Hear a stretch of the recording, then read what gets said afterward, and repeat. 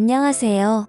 저는 빈털터리로 시작해 우여곡절이 많았으나 단칸방에서 시작해 조금씩 아끼고 모아가며 결국에는 내 집까지 장만하게 되었네요.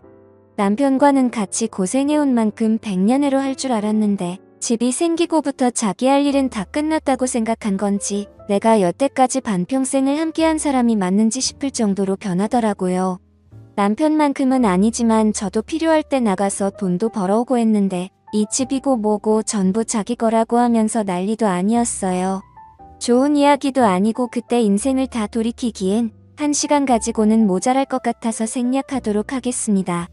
아무튼 그때 남편의 행동으로 인해서 결국 법원까지 가게 되었고 이혼하게 되었습니다.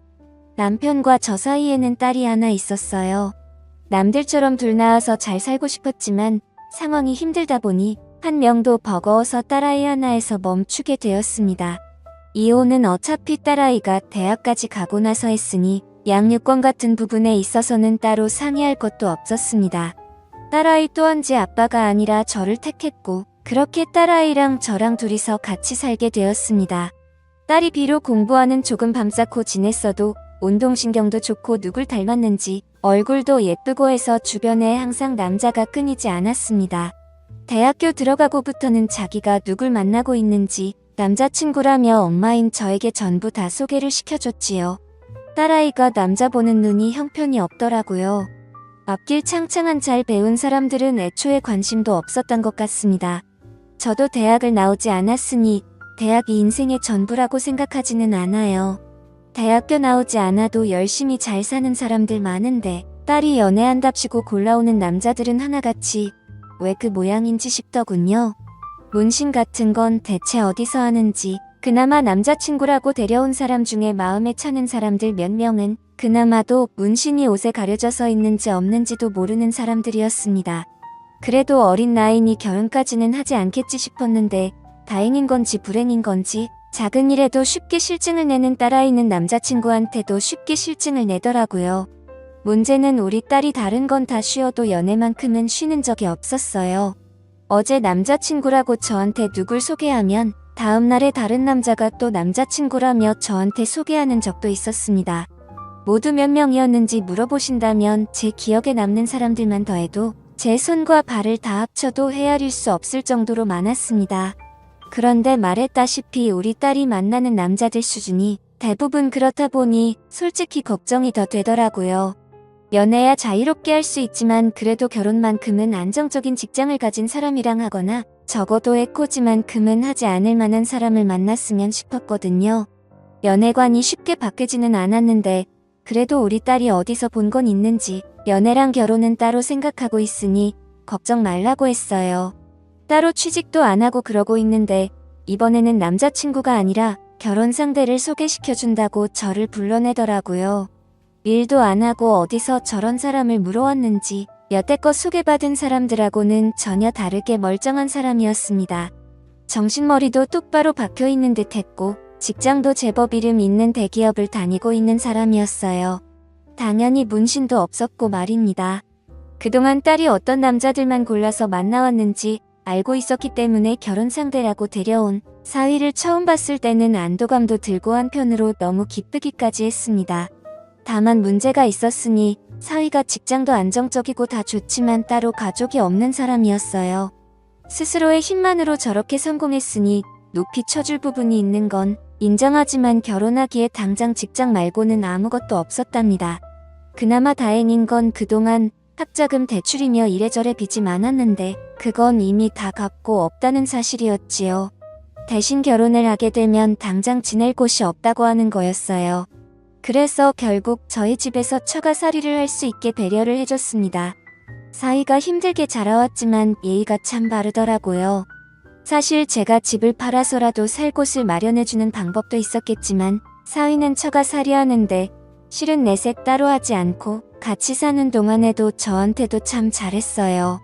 자기한테 없던 부모나 마찬가지라며 그만큼 저에게 효도하겠다더군요. 이렇게 좋은 남자를 만날 줄 알면서 딸아이는 그동안 뭐하러 그런 놈들을 만나온 건지 싶었습니다. 아무튼 딸아이도 결혼을 했고 집에서 나간다면 조금 외로웠겠지만 처가살이를 하게 되면서 제품에 끼고 살게 되니 그거 하나만은 좋더군요. 거기에 사위가 저한테 점수 따겠다고 집안일도 힘써야 하는 일들이나 설거지 같은 건 알아서 척척하기 때문에 저도 많이 편해졌습니다. 남편과는 그렇게 헤어지게 되었지만 그래도 지금 상황이 주변에 자랑하고 다닐 만한 정도라는 생각이 들었고 딸내외가 내 집에 들어와 살며 있는 동안은 정말 매일이 행복했습니다. 그 순간을 목격하기 전까지는 말이죠. 저도 동네에 아는 사람들 가게 나가서 소일거리 해주고 하면서 생활비도 벌고 있었습니다. 사위가 생활비 보탠다고 얼마씩 보내주긴 했지만 그래도 언젠가는 독립해서 나가야 할 텐데 무작정 준다고 고맙다고 받을 게 아니라 그 돈은 제가 따로 모아주고 싶었죠. 그래서 그렇게 소일거리 하면서 생활비 벌이하면서 지내고 있었습니다. 원래는 동네에 잘 아는 사람이 다니는 공장에 가서 하루 같이 일을 하고 일당을 받아오는 예정이 있어서 아침 일찍부터 나갔어요. 그런데 공장까지 도착해서는 공장 설비에 문제가 생기는 바람에 일을 시작하지도 못하고 돌아오게 되었죠. 이동하는데 이미 시간을 많이 써버려서 다른 데에 일하러 나가봤자 돈 버는 느낌도 안 들겠다 싶어서 그날은 그냥 집에 들어가서 쉬어야겠다는 생각을 했습니다. 그리고 집에 들어갔는데 딸 부부가 쓰는 방에서 딸아이가 앓는 소리가 들리더라고요. 사위는 분명히 한참 출근해 있을 시간인데 들려서는 안 되는 소리가 들려오니 오만 가지 생각이 다 들더라고요. 약정하고 딸아이 방문을 열어보니 우리 사위가 아니고 결혼하기 전에 한참 젊은 시절에 연애한답시고 만났을 법한 제가 싫어하는 부류의 사람이 방 안에 제 딸하고 같이 있더군요. 그렇습니다. 제 딸이지만 욕먹어도 싸지요.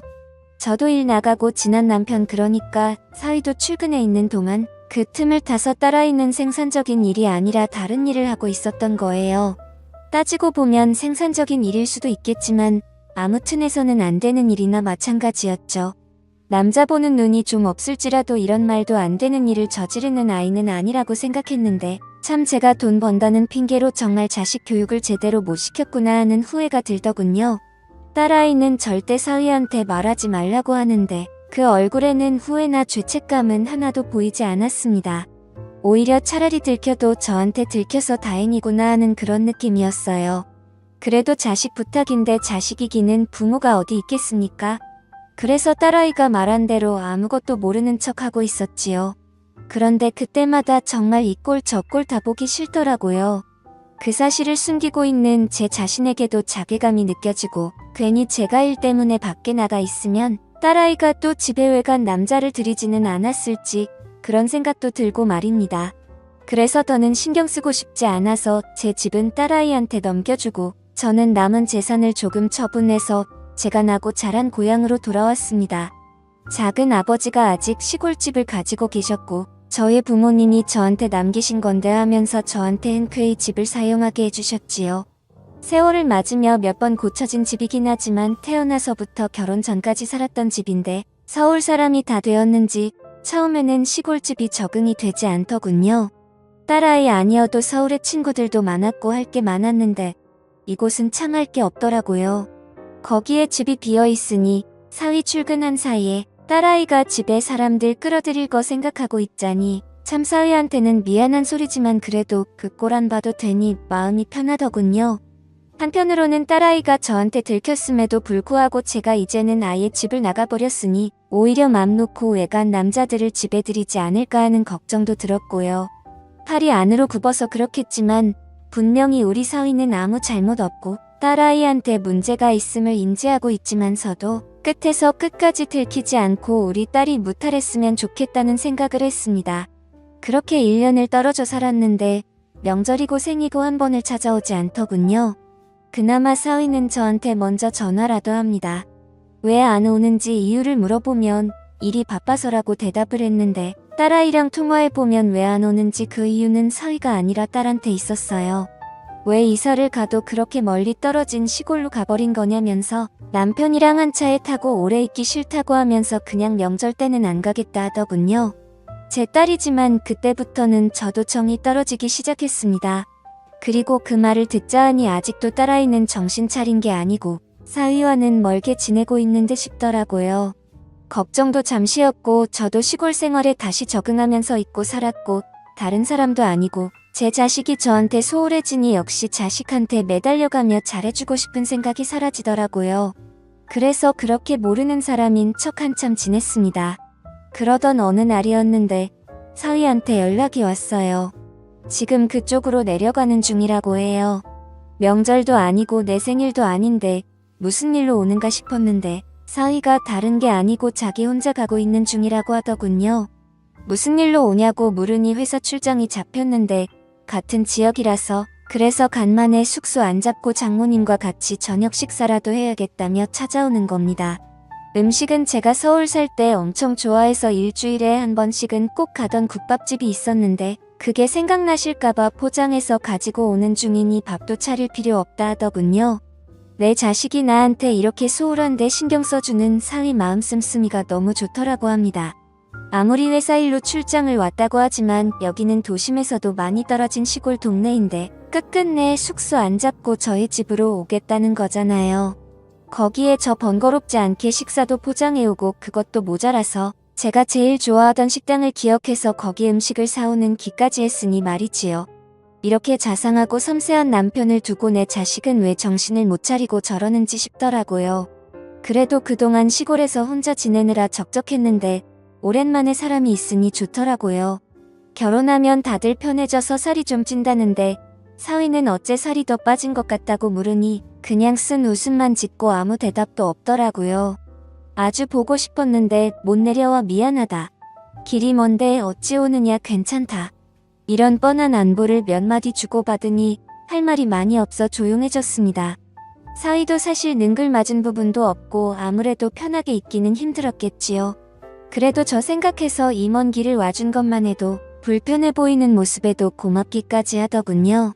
그동안 혼자 시골에 있는다고 할 게 없어서 이것저것 만든 담금주들이 있었는데 사위가 술을 좋아하는 건 알고 있어서 인삼주내하면서 너무 긴장하지 말고 편하게 있으라며 사위한테 술을 한두 잔 권했습니다. 처음에는 사위도 머뭇대더니 그래도 좋아하는 술에 직접 담근 귀한 술이다 보니 좋아하는 술을 안 마시고 지나칠 수는 없었나 봅니다. 그때그때마다 담궈둔 술이 많다 보니 다른 사람도 아니고 내 딸 먹여 살려주는 사위가 마시는데 아깝지는 않았습니다. 사위는 사양하면서도 계속 한 잔 한 잔 마시다 보니 어느덧 잔뜩 긴장해서 힘이 들어가 있는 모습은 온데간데 없고 슬슬 몸이 풀리는 듯 싶더라고요. 그래도 회사 일 때문에 왔는데다가 다음날 일도 봐야 할 텐데 술이 어느 정도 들어가니 그만 마시게 해야겠더라고요. 그런데 사위는 이 정도 취하는 건 괜찮다며 계속해서 잔을 채우더군요. 이상했죠. 같이 한 집에 살던 시절에도 술을 그렇게 좋아하지만 제 앞에서 취한 모습 보일 수 없다며 회식 같이 술을 피할 수 없는 자리에 나가더라도 항상 절제하던 사위였는데 혀가 꼬부라질 때까지 자기는 술 세다고 괜찮다고 하면서 계속해서 마시고 있었으니 말이죠. 담금주라고 해봐야 어차피 시간이 남아서 담근 고급 술도 아닌데 말입니다. 그때까지도 저는 별 생각 없었어요. 그냥 표현하는데 서툰 사위가 장모를 오랜만에 만난 나름대로의 반가움의 표시라 생각했습니다. 어차피 혼자 사는 집이다 보니 방이 남아서 저는 10시만 되면 졸린 이 사위가 잘 곳을 마련해놓고 저는 먼저 자겠다 말하고 혼자서 잠자리에 들었습니다. 그리고 제가 잠에서 깨고 만 건 한참 깊은 잠에 들어 있어야 하는 새벽이었죠. 이불맛에서 느껴지는 인기척에 잠에서 깨고 저는 이내 쏘스라치게 놀라고 말았습니다. 제 이불맛에 있던 건 제가 마련해준 방에서 자고 있어야 할 사위였습니다. 열려있는 문 쪽으로 거실을 보니 술병이 셀 수도 없이 나뒹굴고 있더군요. 술을 얼마나 마신 건지 가늠조차 되지 않았습니다. 혹시나 사위가 술에 너무 취해 제 정신을 못 챙기는 건가 싶더군요. 이러다 무슨 일이 생기는 건 아닌가 너무 긴장되었지만 그래도 여태껏 제가 봐온 사위를 믿기에 최대한 침착하게 행동했습니다. 최대한 사위의 기분을 상하지 않게 무슨 볼일이냐고 침착하게 물었는데 사위는 갑자기 제게 다가오더군요. 저는 깜짝 놀라 눈을 감아버렸고 잠시 후 두 눈을 떠서 쳐다보니 사위는 두 눈에서 눈물을 펑펑 흘리며 울고 있었습니다. 상황을 정리하고 한참 울고 있는 사위를 달래줬습니다. 한참을 울고 난 뒤에야 정신을 차린 사위가 정말 죽을 죄를 지었다며 죄송하다 사과하더군요. 이내 그러니까 제 딸이 다른 사람을 만나고 있던 현장을 목격해버렸다 합니다.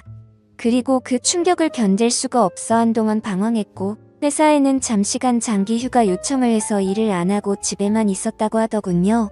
일에만 매달려서 가정을 지키지 못했다 생각했고 제 자식의 잘못을 눈감아주고 자기 탓으로 생각하려 했다고 합니다. 그리고 그 휴가 기간 동안 여행도 다니고 하면서 일하느라 손에 놓고 있었던 가정을 지키고자 여러 가지 계획을 세웠다고요. 하지만 제 딸 아이는 오히려 남편이 집에 있으니 자유를 억압당한다 생각했고 매일같이 부부싸움을 했다고 하네요. 그러다 어제 크게 싸우고 나서 홧김에 집을 나와버렸다 합니다. 사과하려고 집에 들어갔더니 제 딸 아이는 그새를 못 참고 남자친구를 집에 들인 상태였고 그 상황을 목격한 사위는 그 길로 다시 집을 나와버렸던 거였고요. 저를 찾아온 것이 처음에는 복수할 요량이었다고 합니다. 자기에게 상처를 줬으니 제 자식에게 하나뿐인 가족인 저에게 풀 생각이었다네요. 하지만 도무지 그럴 수 없기에 이렇게 지금 이 상황이 되었다는 겁니다. 저는 다른 말은 하지 못했고 이야기를 하며 당장이라도 다시 눈물을 터뜨릴 것만 같은 사위를 안아줬습니다. 그리고 저도 사과했어요. 미안하다고 자식의 잘못을 알고 있었는데도 나는 도망치는 걸 택했다고요. 나에게는 부모 자격이 없으니 이런 일을 당해도 싸다 했습니다. 그렇게 한참 동안 둘이 부둥켜 안고 눈물을 흘렸습니다. 그리고는 저는 사위에게 마음이 풀릴 때까지 집에서 지내다 가라고 권했습니다. 어차피 회사에는 장기 휴가를 내놓은 상태라고 했으니 시간적으로 여유가 있다고 생각했고요. 그렇게 사위와 함께 시골집에서 같이 살고 있는 지가 2달이 다 되어갑니다. 마치 연인이 된 것처럼요. 그리고 제 딸 아이한테서는 전화가 계속해서 오네요. 자기 남편이 집을 나간 것 같다. 연락받은 거 없냐면서요. 생활비도 떨어져 가고 혼자서 못 살겠다고 하는데 그렇게 궁금하면 한 번이라도 내려와 보면 될 것을 그럴 생각은 없어 보이고 불만만 털어놓네요. 구제불능이고 정말 한심하다고 생각이 들더군요. 2달이 지나가다 보니 사위는 이제 자기가 언제 돌아가야 할지 모르겠고 이렇게 지내는 것도 나쁘지 않은 것 같다고 합니다. 그냥 결혼이고 회사고 다 놓아버리고 여기에 와서 살고 싶다고 하는데 시골 동네다 보니 주변 사람들에게는 사위가 휴양차 내려왔다 둘러댔긴 했지만 언제까지 이 상황을 숨길 수는 없을 것 같아 걱정이 됩니다. 제 자식이 잘못을 하긴 했지만 제가 계속 이렇게 있어도 되는 걸까요? 오늘도 같은 고민을 하면서 잠에 들 것 같네요.